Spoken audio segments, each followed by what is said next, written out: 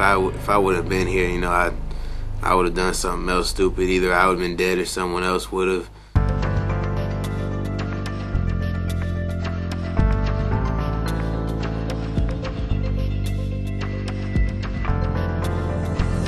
I was 12 years old when I was arrested at second DJJ. If I would have stayed in DJJ, I would have gotten out. Done something stupid like robbed somebody, probably got shot, and that would have been the end of it. We're the only group home for kids that have problems with sexual aggression in our state. I hurt people, I didn't like authority, I didn't follow the rules. When we started, it was in really my own selfish reasons, because I saw this problem and I saw that I had two little kids, my own children, and I thought, you know, this is going to be a really scary world when we start seeing kids acting out sexually. And my concern was the recidivism rate in the prison system without treatment was so high that, you know, I guess in a small little part of me thought, well, we can do this little group of kids. We opened 12 beds and it was bumping along fine until the first year we looked at how many kids we had turned down. It was over 40 kids. And I thought, wow, this is a far larger problem. This is a problem that can so be helped if we had enough resources. When I first came, I didn't want to be here. Had a lot of struggles throughout the way. But overall, this generation has changed me. Made me a different person. I think this facility here gives people the opportunity for a second chance. And even though they come here and they may not realize what kind of second chance they've been given, we can see it from the outside. I mean, I can look at some of these kids and, you know, if it wasn't for generations, where would they be? Where would they be 10 years from now? Nationally, kids going back into the system are 10 to 15% if they get treatment. If it's in the justice system without any treatment, then it's usually in the high 80s that they go back into the prison system. We've had almost 600 children, and I believe at the last outcome, 2% actually went back into the prison system. 1% for non-sexual offenses, 1% for sexual offenses.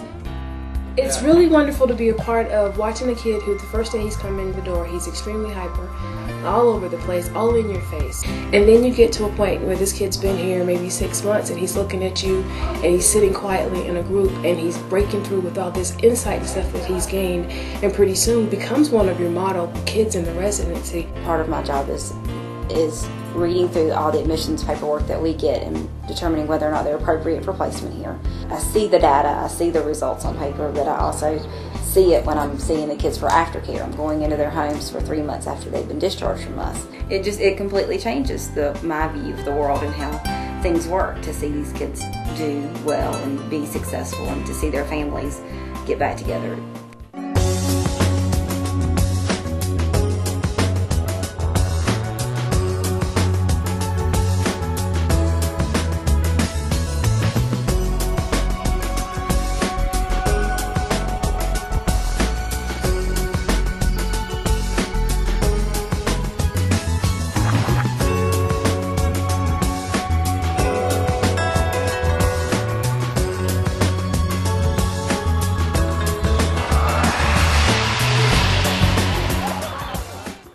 A ministry like this requires a lot of discipline, it requires dedication, and the biggest thing that I found out, it requires consistency. I'm proud of the things that they do here, I really am, and I'm just hoping that it'll be a situation that they'll continue to be able to provide these services. The guys will go away with a much healthier attitude about themselves, and also in a greater, deeper appreciation for their families, community, and for their nation. But the bottom line is we tried really hard to be real fiscally conservative because we knew that we were very much indebted. A large portion of our monies, as you see in the newsletter, is coming from state dollars. And if they ever decide to pull those dollars, we want to be able to exist. My name's Lori, and this is my son John, and he spent 2.5 years here at Generations. I'd say Generations changed my life. He was very resentful at first, kind of bucked the system, didn't want to necessarily do what he was supposed to be doing. He stayed here a little longer than a lot of kids, but he grew, he learned. It was wonderful. And since then, he's come home. He's been a changed individual. He cares about others. He doesn't want anything to do to hurt others. He's a loving man. He's just a wonderful individual, and I can attribute all this to generations. Out of 10 children, 8 to 9 of our kids will never get in trouble again, if not more. If you look at 100, then 97, 98 of them will never get in trouble again. And that's any kind of trouble.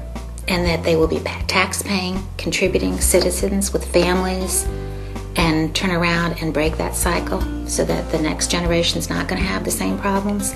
You know, the ripple effect of that is what keeps us here. I've been active with my wife down here for the past couple of 3 years.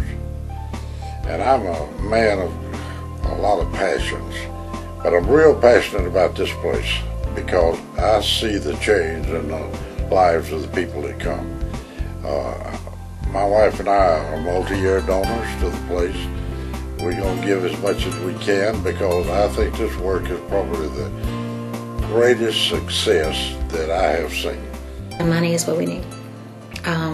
We have love donations because anything that's donated to us means we can take what we would have spent on it and utilized it for the everyday expenses. So donations are certainly a good thing, as long as they're within reason and it's something we need.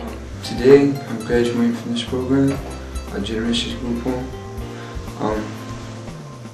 I never thought I'd be here. Generations gave me a second chance. They believed in me instead of sending me back to jail. They helped me out. If it weren't for their help, I would never be where I'm at now. I'm very thankful for everything this place has done for me.